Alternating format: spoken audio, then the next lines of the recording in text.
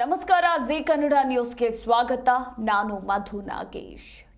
ರಾಜ್ಯದಲ್ಲಿ ಅವಧಿ ಪೂರ್ವ ಮುಂಗಾರು ಮಳೆಯ ಅಬ್ಬರ ಹೆಚ್ಚಾಗಿದ್ದು ಸಾಕಷ್ಟು ಅವಾಂತರಗಳು ಸೃಷ್ಟಿಯಾಗಿದೆ.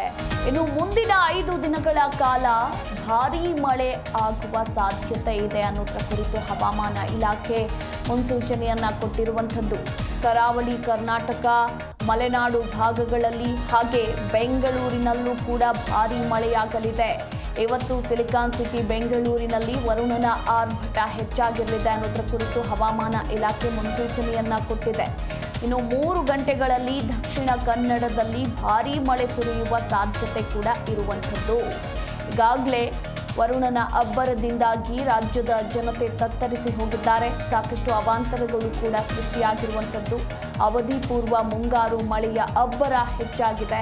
ಇನ್ನೂ 5 ದಿನಗಳ ಕಾಲ ಭಾರೀ ಮಳೆ ಸುರಿಯಲಿದೆ ಅನ್ನೋದರ ಕುರಿತು ಹವಾಮಾನ ಇಲಾಖೆ ಮುನ್ಸೂಚನೆಯನ್ನ ಕೊಟ್ಟಿದೆ. ಕರಾವಳಿ ಕರ್ನಾಟಕ ಹಾಗೆ ಮಲೆನಾಡು ಭಾಗಗಳಲ್ಲಿ ಅತಿಯಾಗಿ ಮಳೆ ಸುರಿಯಲಿದೆ ಅನ್ನೋದರ ಕುರಿತು ಕೂಡ ಮುನ್ಸೂಚನೆ ನೀಡಲಾಗಿರುವಂಥದ್ದು. ಹೀಗಾಗಿ ಕರಾವಳಿ ಭಾಗದ ಜನರು, ಇನ್ನು ಮಲೆನಾಡು ಭಾಗದ ಜನರು ಎಚ್ಚರದಿಂದ ಇರಬೇಕಾಗಿದೆ. ಸಮುದ್ರಕ್ಕೆ ಮೀನುಗಾರರು ಇಳಿಯದಂತೆ ಈಗಾಗಲೇ ಸೂಚನೆಯನ್ನ ಕೂಡ ನೀಡಲಾಗಿರುವಂಥದ್ದು.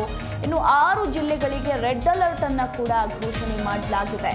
ಇನ್ನು ಬೆಂಗಳೂರಿನಲ್ಲೂ ಕೂಡ ಇಂದು ಭಾರೀ ಮಳೆ ಆಗಲಿದೆ ಅನ್ನೋದರ ಕುರಿತಾಗಿ ಮುನ್ಸೂಚನೆ ಕೂಡ ನೀಡಿರುವಂಥದ್ದು.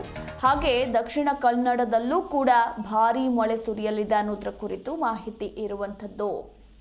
ಒಂದು ಕಡೆ ಈಗಾಗಲೇ ಕರಾವಳಿ ಭಾಗದಲ್ಲಿ ಮುಂಗಾರು ಮಳೆಯ ಆರ್ಭಟ ಹೆಚ್ಚಾಗಿದೆ.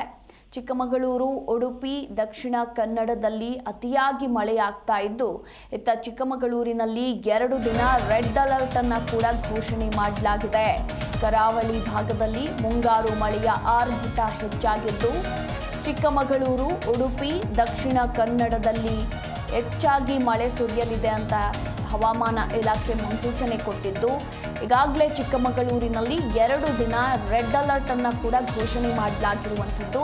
ಇತ್ತ ಕೊಡಗು ಜಿಲ್ಲೆಯ ಶಾಲಾ ಕಾಲೇಜುಗಳಿಗೆ 2 ದಿನ ರಜೆಯನ್ನ ಕೂಡ ಘೋಷಣೆ ಮಾಡಲಾಗಿದೆ.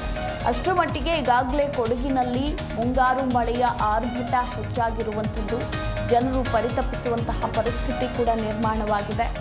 ಇನ್ನು 5 ದಿನಗಳ ಕಾಲ ಇದೇ ರೀತಿ ಮಳೆಯ ಅಬ್ಬರ ಇರಲಿದೆ ಅನ್ನೋದರ ಕುರಿತು ಹವಾಮಾನ ಇಲಾಖೆ ಮುನ್ಸೂಚನೆಯನ್ನ ಕೂಡ ಕೊಟ್ಟಿರುವಂಥದ್ದು. ಇತ್ತ ಕೊಡಗು ಜಿಲ್ಲೆಯ ಶಾಲಾ ಕಾಲೇಜುಗಳಿಗೆ 2 ದಿನಗಳ ಕಾಲ ರಜೆಯನ್ನ ಕೂಡ ಘೋಷಣೆ ಮಾಡಲಾಗಿದೆ. ಹಾಗೆ ರೆಡ್ ಅಲರ್ಟ್ ಅನ್ನ ಕೂಡ ಘೋಷಣೆ ಮಾಡಲಾಗಿರುವಂಥದ್ದು. ಚಿಕ್ಕಮಗಳೂರು ಜಿಲ್ಲೆಗೆ 2 ದಿನಗಳ ಕಾಲ ರೆಡ್ ಅಲರ್ಟ್ ಅನ್ನ ಘೋಷಣೆ ಮಾಡಲಾಗಿದೆ. ಕರಾವಳಿ ಕರ್ನಾಟಕ, ಮಲೆನಾಡು ಭಾಗದಲ್ಲಿ ಭಾರೀ ಮಳೆ ಸುರಿತಾ ಇದ್ದು, ಉಡುಪಿ, ದಕ್ಷಿಣ ಕನ್ನಡ, ಉತ್ತರ ಕನ್ನಡದ ಕೆಲವು ಭಾಗಗಳಲ್ಲಿ ಮಳೆಯ ಆರ್ಭಟ ಜೋರಾಗಿದೆ.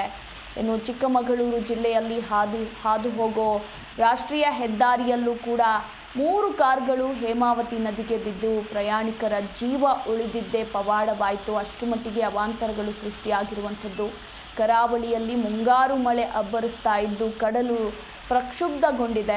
ಹಲವೆಡೆ ಸಾಕಷ್ಟು ಅವಾಂತರಗಳು ಕೂಡ ಆಗಿರುವಂಥದ್ದು. ಇತ್ತ ಮಡಿಕೇರಿಯಲ್ಲಿಯೂ ಕೂಡ ಕಾಲೇಜುಗಳಿಗೆ 2 ದಿನ ರಜೆಯನ್ನ ಘೋಷಣೆ ಮಾಡಲಾಗಿದೆ. ಅವಧಿಗೂ ಮುನ್ನವೇ ಕರ್ನಾಟಕಕ್ಕೆ ಕಾಲಿಟ್ಟಿರೋ ಮುಂಗಾರು ಮಳೆ ಆರಂಭದಲ್ಲೇ ಸಾಕಷ್ಟು ಅವಾಂತರಗಳನ್ನು ಸೃಷ್ಟಿ ಮಾಡ್ತಾ ಇದೆ. ಕರಾವಳಿ ಕರ್ನಾಟಕ ಭಾಗದಲ್ಲಿ ವರ್ಷಧಾರೆ ಹೆಚ್ಚಾಗಿದ್ದು ಅನೇಕ ಅವಾಂತರಗಳು ಸೃಷ್ಟಿಸಿದೆ.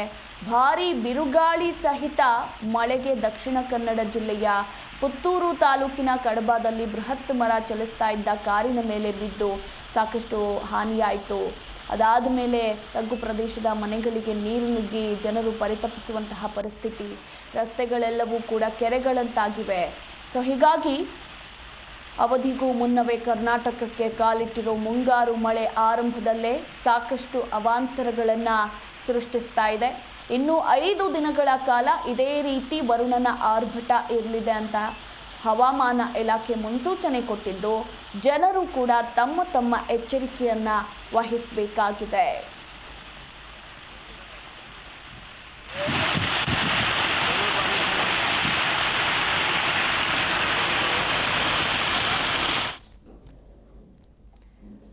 ಈ ಕುರಿತು ಇನ್ನೂ ಹೆಚ್ಚಿನ ಮಾಹಿತಿ ಕೊಡ್ತಾರೆ ನಮ್ಮ ಪ್ರತಿನಿಧಿ ಭವ್ಯ. ಭವ್ಯ, ಅವಧಿಗೂ ಮುನ್ನವೇ ರಾಜ್ಯಕ್ಕೆ ಕಾಲಿಟ್ಟಿರೋ ಮುಂಗಾರು ಮಳೆ ಸಾಕಷ್ಟು ಅವಾಂತರಗಳನ್ನು ಅದು ಕೂಡ ಆರಂಭದಲ್ಲೇ ಸೃಷ್ಟಿಸ್ತಾ ಇರುವಂಥದ್ದು. ಇನ್ನೂ 1 ವಾರಗಳ ಕಾಲ ಮಳೆಯ ಅಬ್ಬರ ರಾಜ್ಯದಲ್ಲಿ ಹೆಚ್ಚಾಗಿರಲಿದೆ ಅಂತ ಹವಾಮಾನ ಇಲಾಖೆ ಮುನ್ಸೂಚನೆಯನ್ನ ಕೊಟ್ಟಿದೆ.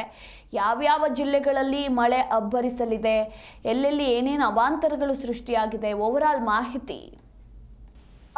ಅದು ಕರಾವಳಿ ಕರ್ನಾಟಕ ಹಾಗೇನೆ ಮಲೆನಾಡು ಭಾಗದಲ್ಲಿ ಭಾರಿ ಮಳೆ ಆಗುವ ಸಾಧ್ಯತೆ ಇದೆ ಅಂತ ಹವಾಮಾನ ಇಲಾಖೆ ಮುನ್ಸೂಚನೆ ಕೊಟ್ಟಿರುವಂತದ್ದು. ಯಾಕಂದ್ರೆ ಈಗಾಗಲೇ ಮಳೆ ಆಗ್ತಾ ಇದೆ. ಬಹುತೇಕ ಕಡೆಗಳಲ್ಲಿ ಅಂದ್ರೆ ರಸ್ತೆ ಜಲಾವೃತ ಆಗಿರುವಂತದ್ದಾಗಿರ್ಬೋದು, ಗುಡ್ಡೆ ಕುಸಿತ ಕೂಡ ಉಂಟಾಗಿದೆ. ಪ್ರಮುಖವಾಗಿ ಬೆಂಗಳೂರು ಟು ಮಂಗಳೂರು ಹೋಗುವ ರಸ್ತೆಗಳಲ್ಲಿ ಭಾರಿ ಟ್ರಾಫಿಕ್ ಜಾಮ್ ಇದು. ಅಲ್ಲಿ ಅಂದ್ರೆ ಈಗಾಗಲೇ ರಸ್ತೆಗಳನ್ನ ಕೂಡ ಸರಿಪಡಿಸ್ತಾ ಇರುವಂತದ್ದು. ಈ ಹಿಂದೆ ಕೂಡ ಮಳೆ ಬಂದಾಗ ರಸ್ತೆಗೆ ಗುಡ್ಡ ಕುಸಿದು ಬಹಳಷ್ಟು ಒಂದು ಅನಾಹುತ ಕೂಡ ಸಂಭವಿಸಿತ್ತು. ಸೊ ಮುಂದಿನ 3 ಗಂಟೆಗಳಲ್ಲಿ ದಕ್ಷಿಣ ಕನ್ನಡ ಜಿಲ್ಲೆಯಲ್ಲಿ ಗಾಳಿ ಸಹಿತ ಮಳೆ ಬರುವ ಸಾಧ್ಯತೆ ಇದೆ. ಯಾಕಂದ್ರೆ ಈಗಾಗಲೇ ಮಳೆ ಬರ್ತಾ ಇದೆ. ಸೊ ಇದಕ್ಕಿಂತ ಜೋರಾಗಿ ಬರುತ್ತೆ ಅಂತ ಹವಾಮಾನ ಇಲಾಖೆ ಸೂಚಿಸಿದೆ. ಅಷ್ಟು ಮಾತ್ರವಲ್ಲದೆ ಕಾಫಿನಾಡು, ಚಿಕ್ಕಮಗಳೂರು ಹಾಗೇನೆ ಕರಾವಳಿ ಜಿಲ್ಲೆಗಳಾದ ಉಡುಪಿ, ದಕ್ಷಿಣ ಕನ್ನಡ, ಉತ್ತರ ಕನ್ನಡದ ಕೆಲವು ಭಾಗಗಳಲ್ಲಿ ಮಳೆ ಆರ್ಭಟ ಶುರುವಾಗುತ್ತೆ. ಪ್ರಮುಖವಾಗಿ ಕರಾವಳಿಯಲ್ಲಿ ಮುಂಗಾರು ಮಳೆ ಅಬ್ಬರ ಹಿನ್ನೆಲೆಯಲ್ಲಿ ಕಡಲು ಪ್ರಕ್ಷುಬ್ಧಗೊಂಡಿದ್ದು ಮಳೆ ಹೆಚ್ಚಾಗುವ ಸಾಧ್ಯತೆ ಇದೆ. ಸೊ ಚಿಕ್ಕಮಗಳೂರಿನಲ್ಲಿ 2 ದಿನ ರೆಡ್ ಅಲರ್ಟ್ ಅನ್ನ ಕೂಡ ಘೋಷಣೆ ಮಾಡಿರುವಂತದ್ದು. ಸೊ ಹಾಗೇನೆ ಚಿಕ್ಕಮಗಳೂರು ಜಿಲ್ಲೆಯ ಮೂಡಿಗೆರೆ ತಾಲೂಕಿನ ಬಣಕಲ್ ಆಗಿರ್ಬೋದು, ಬಾಳೂರು ಸೇರಿದಂತೆ ಬಹುತೇಕ ಕಡೆಗಳಲ್ಲಿ ಈಗಾಗಲೇ ರೆಡ್ ಅಲರ್ಟ್ ಅನ್ನ ಕೂಡ ಘೋಷಣೆ ಮಾಡಲಾಗಿದೆ. ಅಷ್ಟು ಮಾತ್ರವಲ್ಲದೆ ಸಿಲಿಕಾನ್ ಸಿಟಿಯಲ್ಲಿ ಕೂಡ ನಿನ್ನೆ ರಾತ್ರಿಯಿಂದ ಕೂಡ ಮಳೆ ಬರ್ತಾ ಇತ್ತು. ಇವತ್ತು ಮುಂಜಾನೆಯಿಂದ ಬಹುತೇಕ ಕಡೆಗಳಲ್ಲಿ ಮಳೆ ಹೆಚ್ಚಾಗಿರುವಂತದ್ದು.